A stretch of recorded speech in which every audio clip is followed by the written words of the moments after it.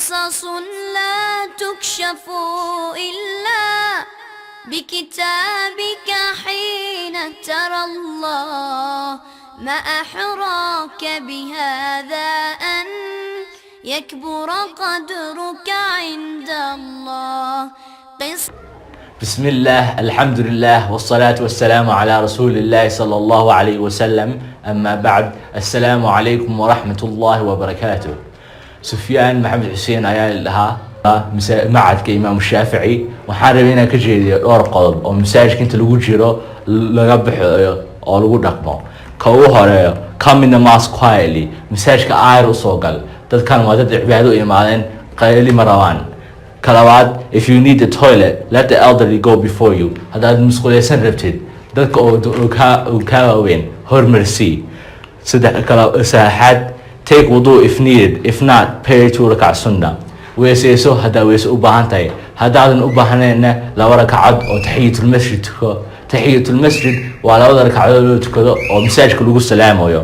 ka afaraad, if it's time for prayer get in the line quietly, haddaa salaada la gaaro waqtigeeda safka toosi oo dhexgal aayar.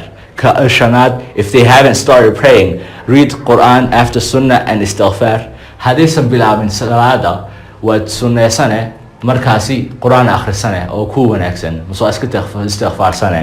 ka lixaad, when in prayer no talking, no moving, no eating, listen to what the imam is reading. markaa salaada dhexeeda ku jiro ma la rabo in qofka hadlo uu dhaqdhaqaaqo uu cunto cuno, qofka xanjada cunayo intuusan masaajidka soo gelin ha iska tufo. markuu imaamku uu salaada ku jiro in wuxuu akhrinayo la dhageystaa wanaagsan oo aad u sii fiican. ka toddobaad, after praying make dua, no going out immediately. marka oo salaada u dhameysid inaad istighfaarsid aad duceysid aad u wanaagsan, dadaa kaa dambeeyaan oo tukanayaane.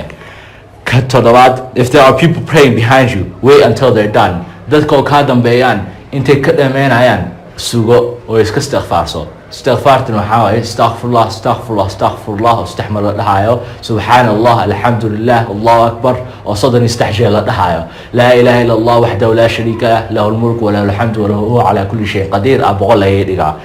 ka sagaalaad, if you're leaving leave quietly, haddaa buuxsid aayar u bax, markaa soo galaysa iyo markaa buuxsid labadooba aayar ugu soco.